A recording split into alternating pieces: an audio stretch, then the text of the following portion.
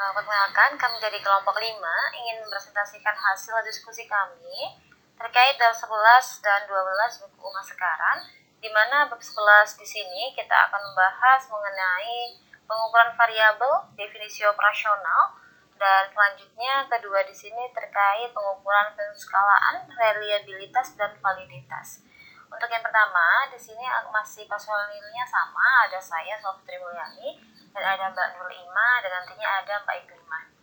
Kita langsung saja masuk ke pengukuran variabel definisi operasional.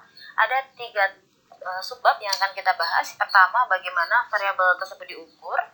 Kedua, definisi operasional. Ketiga, dimensi internasional dan definisi operasional. Untuk pertama, kita akan masuk mengenai bagaimana mengukur variabel ya teman-teman ya. Dimana yang seperti kita ketahui ya teman-teman, kita baca di buku Uma Sekaran, pengukuran variabel dalam kerangka teoritis merupakan bagian integral dari penelitian, dari desain penelitian itu sendiri, di mana pengukuran sendiri merupakan penempatan angka atau simbol lain atau ciri-ciri atau bisa juga disebut dengan atribut objek sesuai dengan rangkaian peraturan yang dijelaskan sebelumnya. Objek di sini contohnya seperti unit bisnis strategi, perusahaan, negara, dan lain-lain. Nah, untuk contoh dari ciri-ciri suatu objek itu sendiri, semisal seperti motivasi pencapaian, efektivitas organisasi, ataupun arousal seeking tendency. Untuk objek sendiri, teman-teman tidak dapat diukur. Yang dapat diukur di sini melainkan yaitu ciri-ciri atau atribut dari objek itu sendiri. Untuk dapat mengukur diperlukan suatu objek dan atribut dari objek tersebut. Namun di sini juga memerlukan yang dinamakan seorang penilai, di mana untuk penilai di sini seseorang yang handal dan mampu menilai kualitas dari suatu objek. Maka objek dan atribut di sini pada dasarnya sama, teman-teman.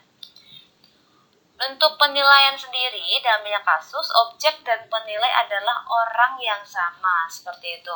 Untuk atribut dari objek yang dapat diukur secara fisik berdasarkan beberapa instrumen yang disesuaikan tidak menyebabkan masalah pengukuran.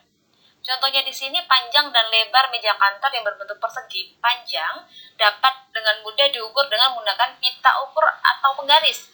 Data yang menunjukkan beberapa ciri demografis dari karyawan kantor dapat diperoleh dengan mengajukan beberapa pertanyaan sederhana dan langsung kepada karyawan itu sendiri. Contohnya di sini seperti status pernikahan dari seorang karyawan bisa ditanyakan seperti itu. Untuk pengukuran atribut yang lebih abstrak dan subjektif di sini lebih sulit ya teman-teman ya. Contohnya di sini cukup sulit mengukur tingkat motivasi pencapaian pegawai kantor. Masalahnya di sini kita tidak cukup dengan hanya mengajukan pertanyaan sederhana. Tentu saja ada solusi untuk mengatasinya. Oleh karena itu, setidaknya terdapat 2 jenis variabel yang sesuai untuk pengukuran yang tepat dan objektif. Jenis yang lebih samar atau tidak jelas atau tidak sesuai untuk pengukuran yang akurat karena sifatnya yang abstrak dan subjektif. Untuk kesimpulannya, untuk 2 jenis variabel tersebut, satu jenis variabel sesuai untuk pengukuran yang tepat dan objektif seperti yang saya katakan tadi sebelumnya. Yang lainnya di sini lebih samar ya teman-teman ya. Untuk selanjutnya, di sini kita akan membahas mengenai definisi operasional sendiri merupakan penguraian konsep abstrak, jadi dapat diukur dengan cara yang nyata. Jadi di sini diukur dengan cara yang nyata seperti itu ya. Dengan kata lain, abstrak di sini dirinci menjadi perilaku ataupun karakteristik yang dapat diamati. Sebagai contoh mudahnya seperti ini. Untuk konsep haus di sini tidak dapat diukur ya teman-teman ya.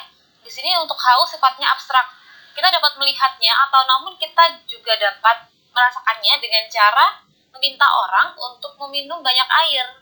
Penguraian konsep abstrak di sini untuk membuatnya menjadi dapat diukur dengan nyata. Disinilah yang disebut mengoperasionalkan konsep.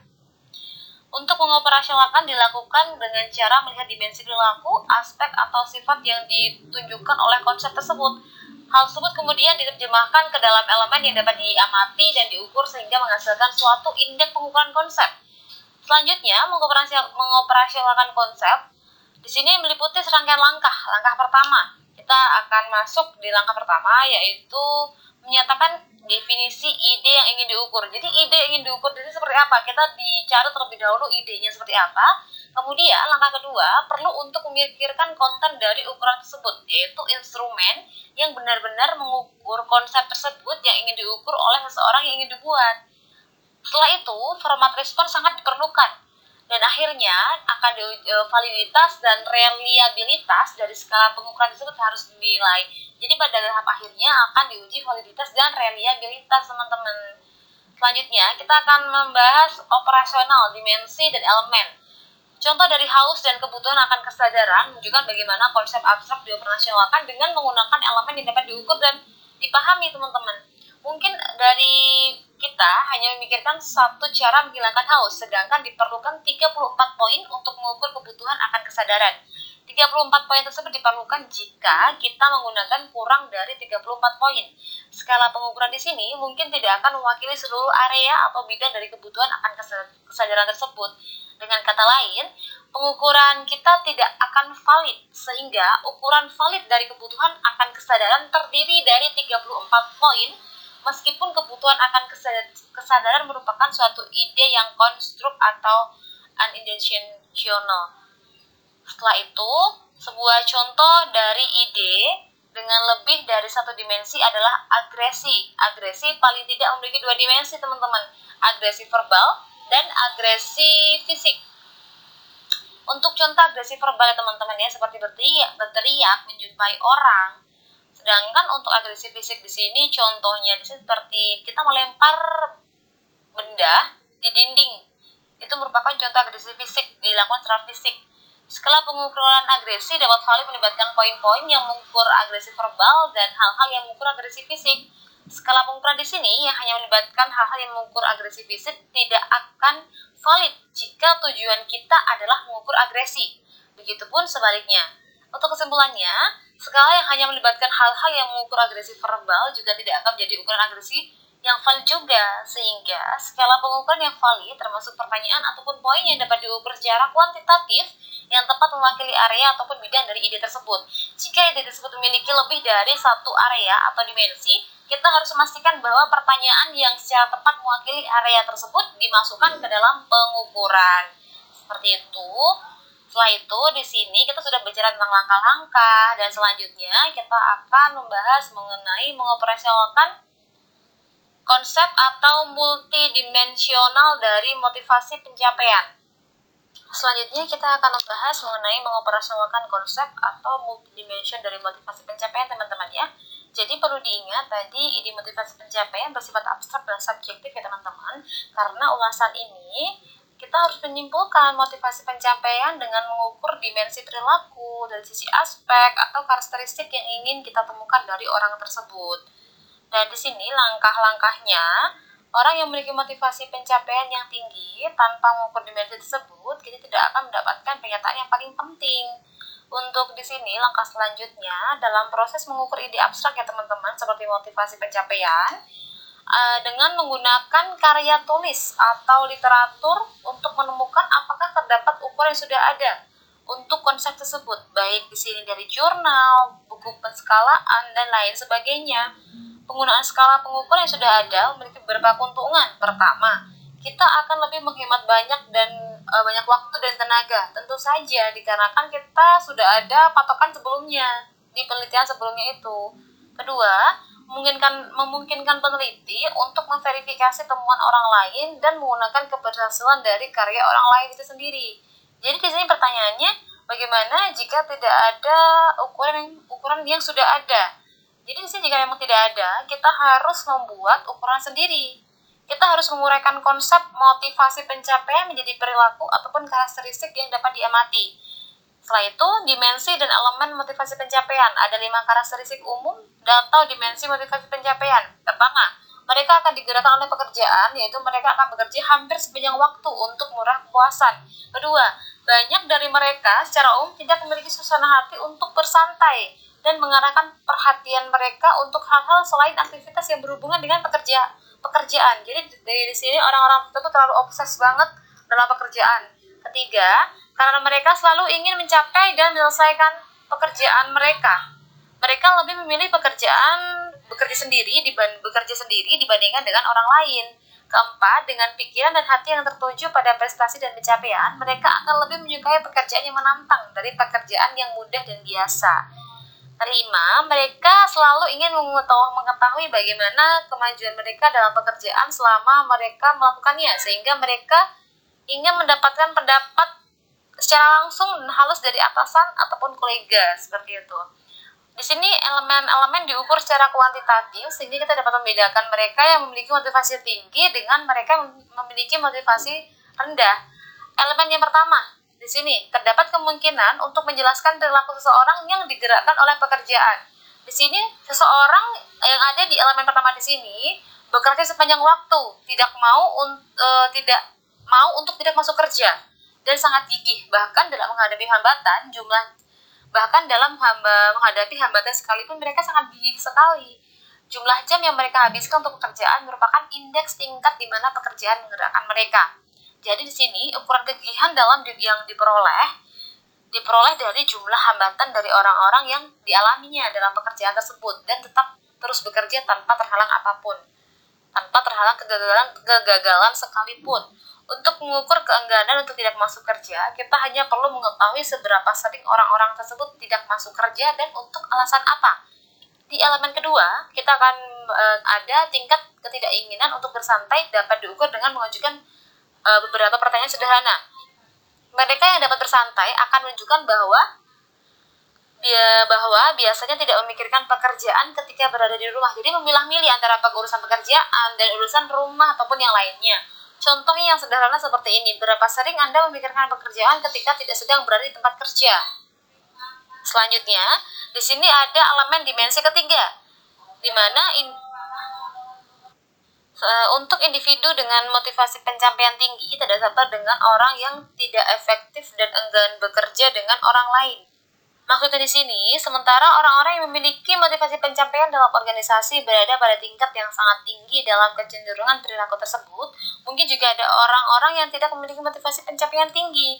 Individu yang memiliki motivasi pencapaian tinggi bukannya tidak efektif karena mereka ingin bekerja dengan hampir semua orang, sehingga ketidaksabaran terhadap ketidakefektifan juga dapat diukur dengan mengamati perilaku tersebut. Untuk dimensi yang keempat, di sini dapat mengukur seberapa senang orang mencari pekerjaan yang menantang yang dapat diperoleh dengan menanyakan kepada karyawan jenis pekerjaan apa yang mereka pilih. Di sini contohnya individu yang berorientasi pada pencapaian cenderung realistis dan memilih pekerjaan dengan tantangan yang masuk akal dan dapat dicapai. Orang tidak mempertimbangkan resiko, berbeda lagi teman-teman. Jika orang tidak mempertimbangkan resiko dan terlalu percaya diri, mungkin akan lebih memilih pekerjaan yang sangat menantang, di mana kesuksesan sulit diraih, dan tidak menyadari apakah hasil akhir akan tercapai atau tidak. Mereka yang memiliki motivasi pencapaian rendah mungkin akan memilih pekerjaan yang lebih rutin, yang aman-aman saja, yang berada di zona aman untuk mereka yang memiliki motivasi pencapaian rendah. Untuk elemen dimensi kelima, di sini mereka yang menginginkan pendapat ataupun opini akan mencari pendapat dari atasan ataupun rekan kerja, bahkan terkadang dari bawahan juga. Mereka ingin mengetahui pendapat orang lain seberapa baik kinerja dari orang tersebut. Pendapat tersebut baik positif bahkan negatif akan menunjukkan seberapa banyak prestasi dan pencapaian. Dan karyawan dapat kembali ditempatkan dalam kondisi suatu kontinum, mulai dari mereka yang sangat sering muncul pendapat, hingga mereka yang tidak pernah mengharapkan pendapat dari siapapun, kapanpun, dan dimanapun. Untuk di sini dimensi sudah selesai teman-teman ya, dari dimensi 1, 2, 3, 4, dan 5. Selanjutnya, apa yang tidak termasuk operasionalisasi? Operasionalisasi tidak menjelaskan korelasi konsep. Dengan demikian, konsep pencapaian dan kinerja atau kesuksesan mungkin sangat berkaitan, tetapi tidak dapat mengukur tingkat motivasi pencapaian. Namun seringkali keduanya merupakan ukuran dari hal tersebut. Untuk menjelaskannya, seseorang dengan motivasi pencapaian tinggi bisa saja gagal karena beberapa alasan yang mungkin di luar kendali orang tersebut untuk hasil menyelesaikan pekerjaan. Dengan demikian, kita tidak menilai motivasi pencapaian orang tersebut dengan kinerja sebagai standar. Kita hanya mengukur konsep yang salah. Jadi, mengoperasionalkan suatu konsep tidak termasuk menggambarkan alasan, latar belakang, konsekuensi, ataupun mengoralisasikan konsep, akan tetapi hal tersebut menjelaskan karakteristik yang dapat diamati sehingga dapat mengukur konsep tersebut. Jika kita mau mengoperasionalkan konsep yang tidak tepat, kita tidak akan memperoleh ukuran yang valid. Hal tersebut berarti bahwa kita tidak akan mendapatkan data yang baik dalam penelitian yang menjadi tidak lemah, Untuk selanjutnya, tinjauan definisi operasional. Mengoperasionalkan diperlukan untuk mengukur konsep yang abstrak dan subjektif tadi, teman-teman. Operasionalisasi dimulai dengan definisi konsep. Langkah selanjutnya membuat pertanyaan tertutup yang membuat dari peneliti dapat mengukur konsep dengan cara yang reliable dan valid. Untuk dapat banyak mengukur konsep yang relevan dalam penelitian bisnis telah dibuat oleh para peneliti. Hanya instrumen yang disusun dengan baik yang telah mengoperasionalkan dengan teliti yang akan diterima dan sering digunakan oleh penelitian lain. Jadi hanya penelitian terdahulu saja yang baik yang digunakan di masa yang akan mendatang atau yang digunakan di era-era setelahnya. Setelah itu dimensi internasional dari operasionalisasi. Dalam melakukan untuk mengingat bahwa variabel tertentu memiliki arti dan konotasi berbeda dalam kebudayaan yang berbeda.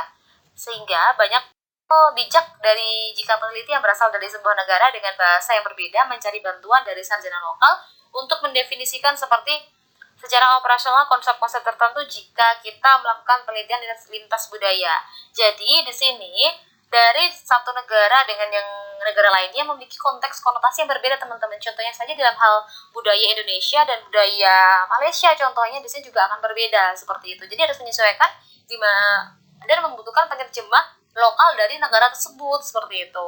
Demikian penelitian dari saya.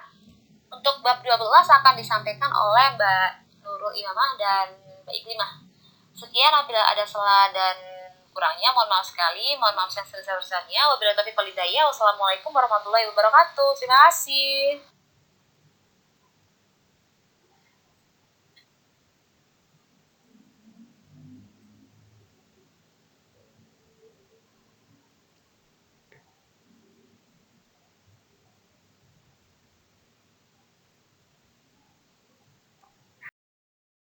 Sebelumnya terima kasih kepada Mbak Selvi yang telah memaparkan materi yang ada di bab 11.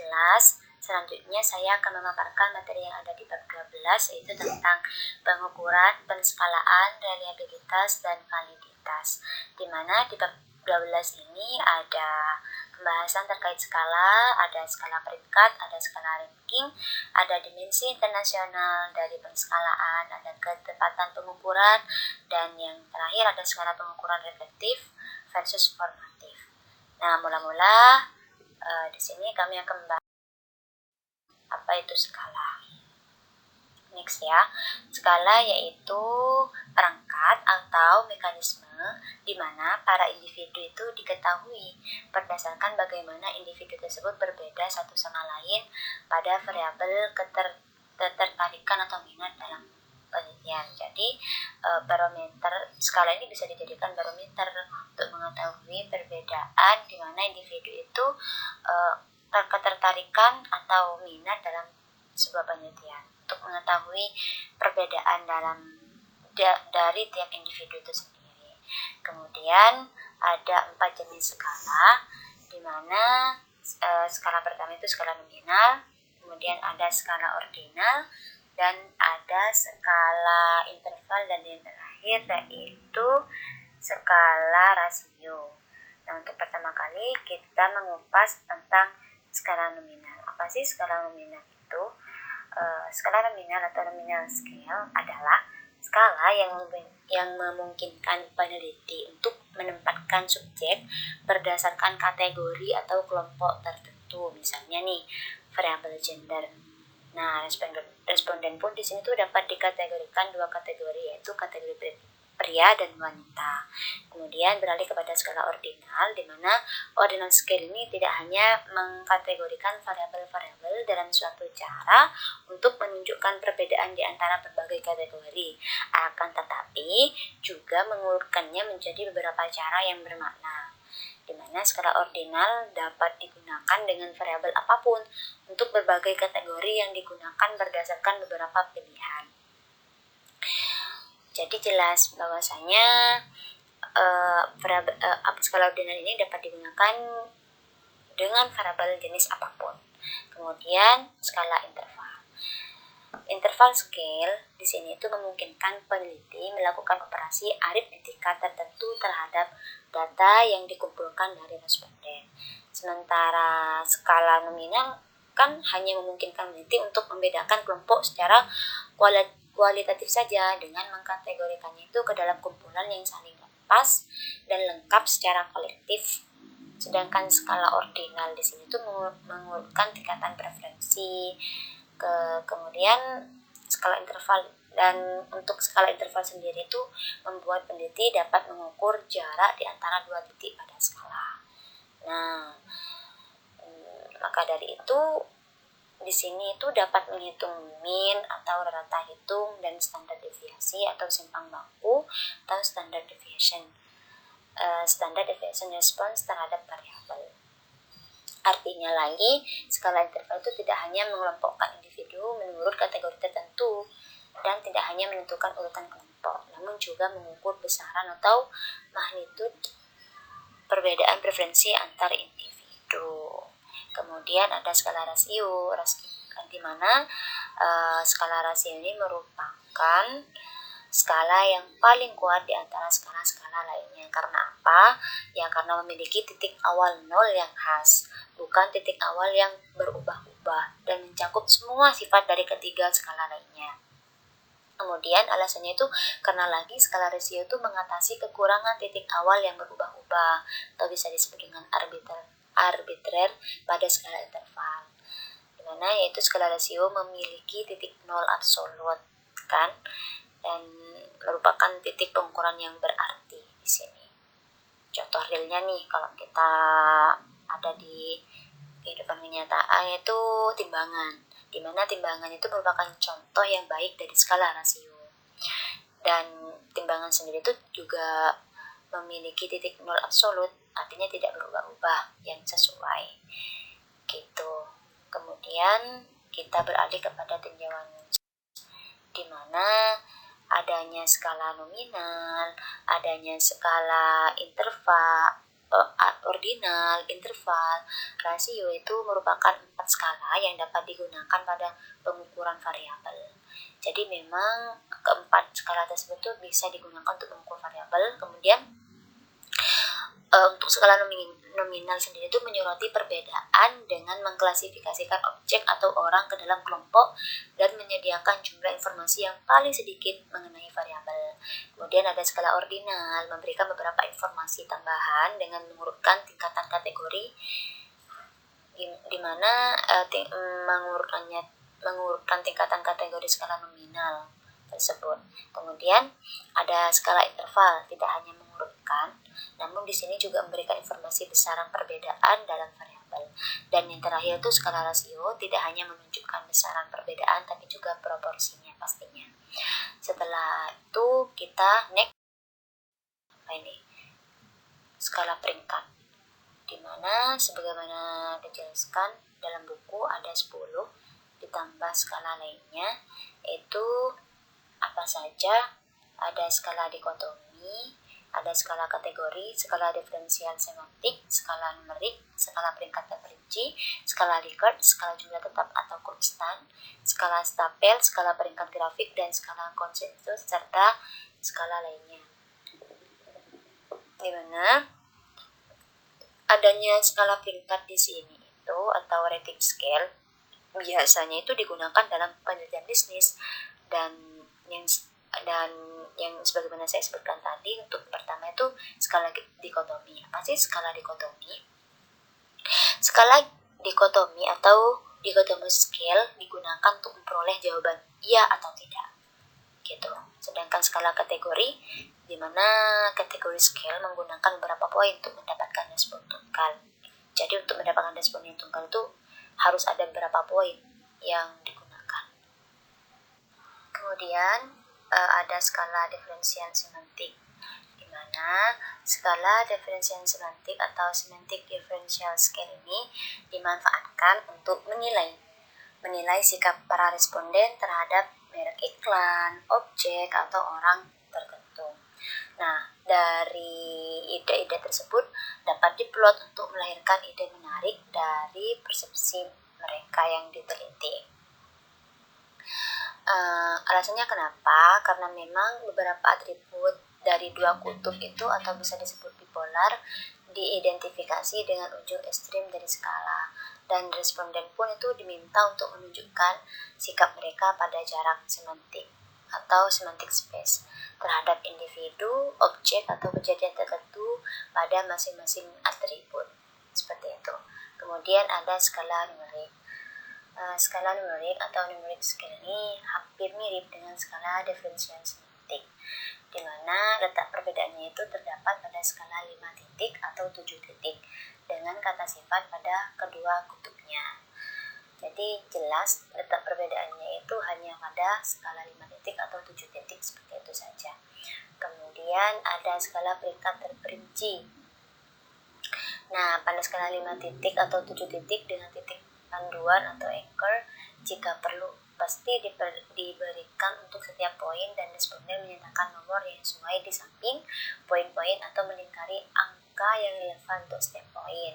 Nah, untuk kita sendiri itu perlu diketahui bahwasanya skala peringkat terperinci sering digunakan dalam penelitian bisnis, karena memang skala tersebut tuh dapat menyesuaikan dengan jumlah titik yang ingin digunakan.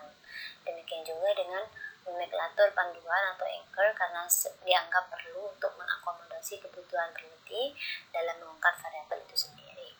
Kemudian selanjutnya yaitu ada skala Likert, di mana skala Likert ini didesain untuk menelaah seberapa kuat sih subjek itu setuju atau tidak setuju dengan pernyataan pada skala 5 titik. Pernyataannya itu seperti halnya kita ketahui ya, ada sangat tidak setuju, terus ada tidak setuju, tidak berpendapat atau netral, setuju, dan sangat setuju. Kemudian ada skala jumlah tetap atau konstan. Nah, untuk skala ini nih, responden biasanya itu diminta untuk mendistribusikan jumlah poin yang diberikan ke berbagai poin, seperti itu. Kemudian ada skala Stapel. Skala Stapel ini secara simultan mengukur arah dan intensitas sikap terhadap poin yang ingin diteliti.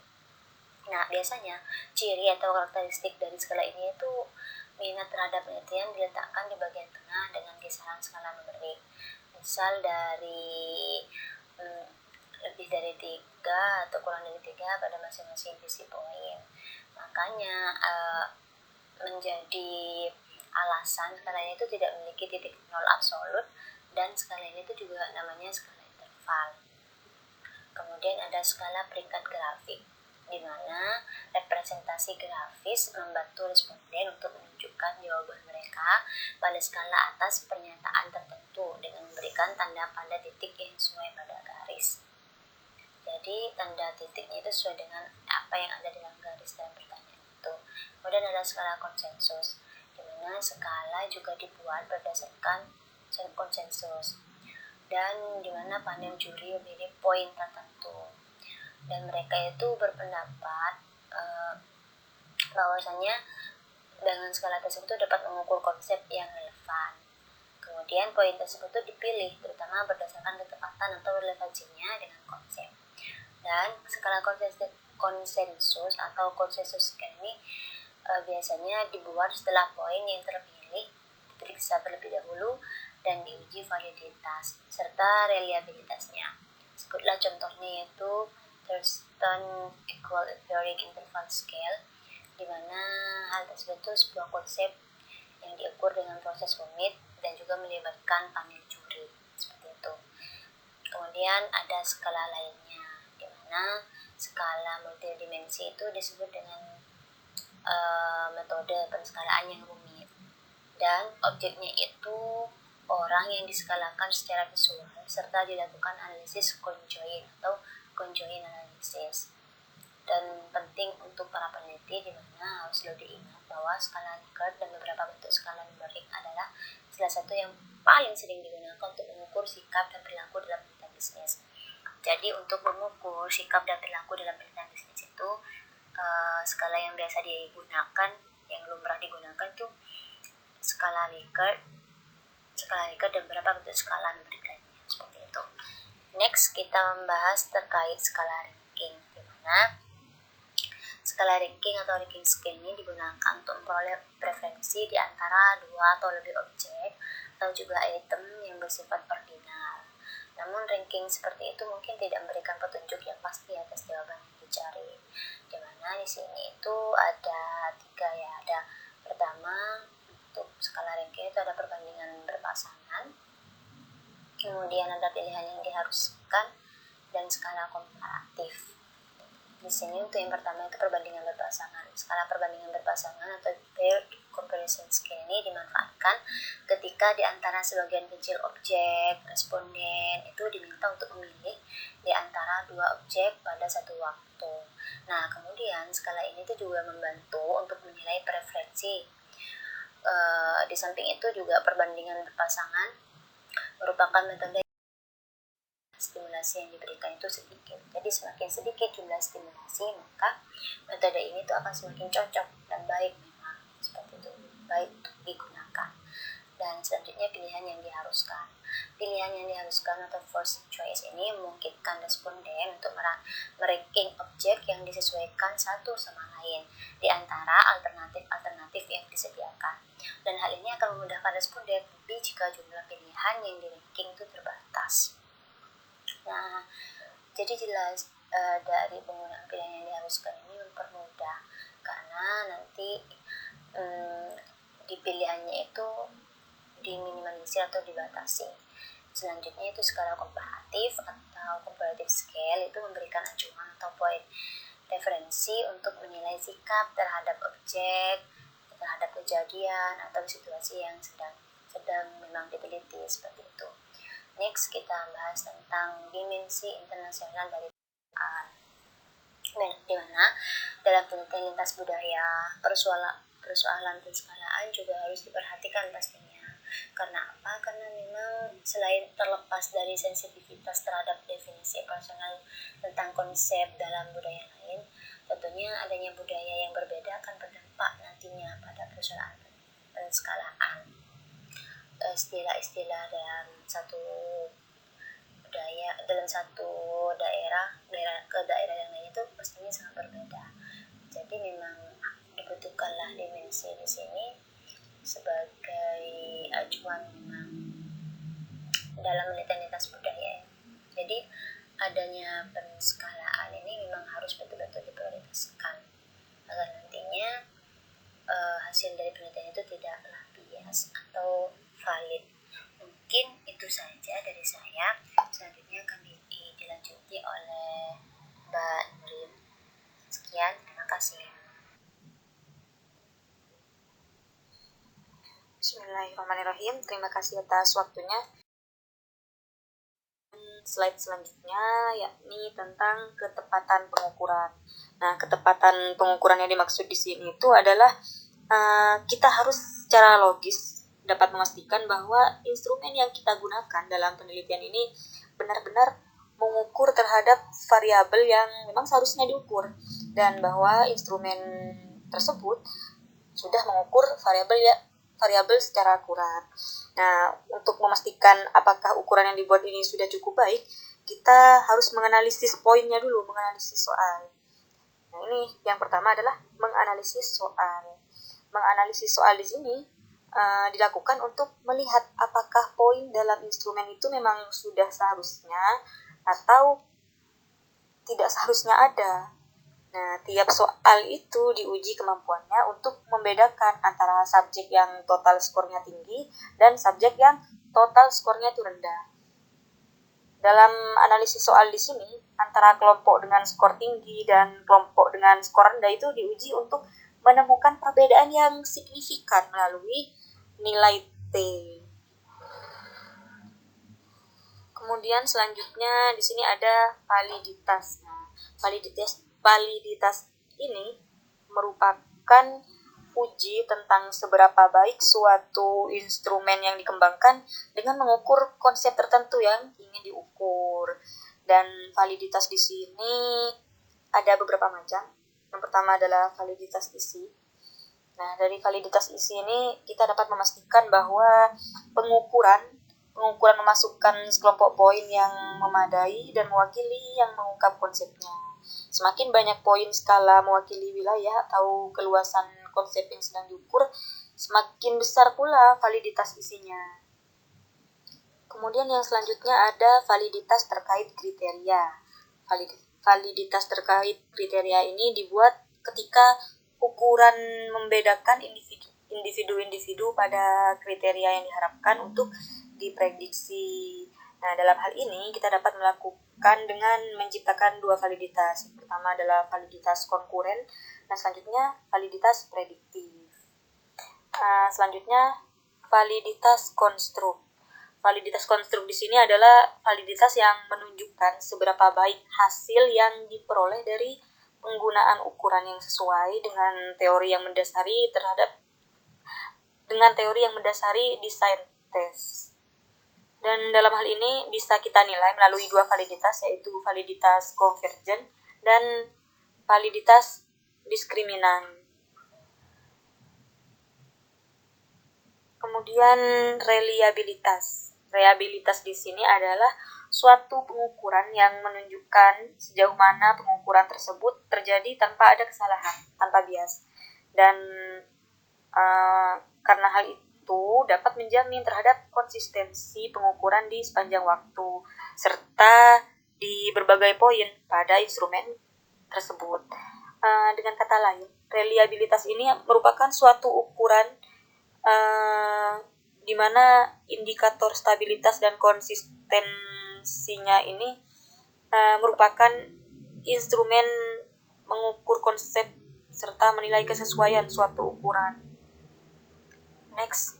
Nah, slide selanjutnya adalah tentang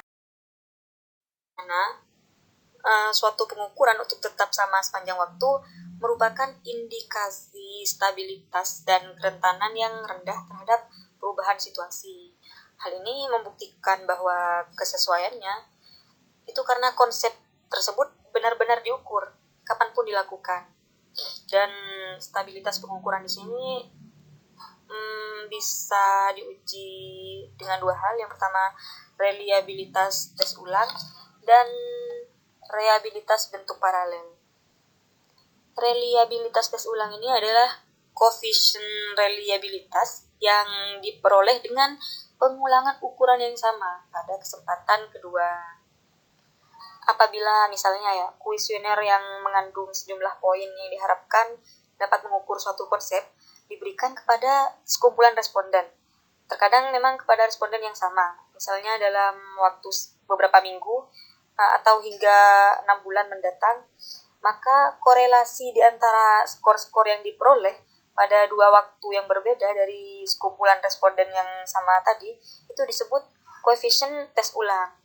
Dan semakin tinggi koefisien tersebut, semakin baik pula reliabilitas tes ulang dan konsekuensinya menjamin stabilitas ukuran di sepanjang waktu. Kemudian reliabilitas bentuk paralel. Nah, ini ketika respon terhadap dua kelompok ukuran yang hampir sama, yang mengungkap ide yang sama, menunjukkan korelasi yang tinggi. Nah, ketika ini berarti kita telah memperoleh reliabilitas bentuk paralel. Kedua tes ini memiliki poin yang setara dan format respon yang sama. Yang membedakan tuh hanya susunan kata dan urutan pertanyaannya. Apa yang kita coba buktikan di sini adalah kesalahan reliabilitas yang berasal dari susunan kata dan urutan pertanyaan. Jika misalkan dua tes yang banding menghasilkan skor yang berkorelasi tinggi, misalnya 8 atau lebih, kita dapat meyakini bahwa ukuran tersebut secara logis dapat dipercaya dengan varian kesalahan minimal disebabkan oleh susunan kata, urutan, atau faktor lain. Next, slide selanjutnya. Konsistensi internal ukuran ini merupakan indikasi homogenitas poin di dalam ukuran yang mengungkap konsep atau konstruk. Dengan kata lain bahwa poin ini harus benar sebagai suatu rangkaian atau kesatuan dan mampu secara independen untuk mengukur konsep yang sama, sehingga responden dapat menyematkan makna keseluruhan yang sama untuk masing-masing poin. Hal ini dapat dilihat dengan dengan cara menguji apakah poin dan subrangkaian poin dalam instrumen pengukuran berkorelasi tinggi. Dan konsistensi ini dapat diuji dengan dua hal. Yang pertama, uji reliabilitas antar poin dan uji reliabilitas setengah bagian. Nah, yang dimaksud dengan reliabilitas setengah bagian dulu ya, itu hal yang mencerminkan korelasi di antara dua setengah bagian dari suatu instrumen. Estimasi akan berbeda-beda tergantung pada bagaimana poin dalam pengukuran dibagi menjadi dua bagian. Sedangkan reliabilitas konsistensi antar poin merupakan pengujian konsistensi jawaban responden atas semua poin yang diukur, hingga pada tingkat di mana poin-poin merupakan ukuran yang independen dari konsep yang sama. Poin tersebut akan saling berkorelasi. Kemudian slide selanjutnya adalah tentang skala pengukuran reflektif versus formatif. Nah, apa itu skala reflektif? Poin-poinnya atau item-itemnya itu harus saling berkorelasi. Jadi skala reflektif ini diasumsikan agar memiliki basis yang sama, sehingga peningkatan pada nilai konstruk akan diterjemahkan menjadi peningkatan pada nilai seluruh poin yang mencerminkan konstruk tersebut.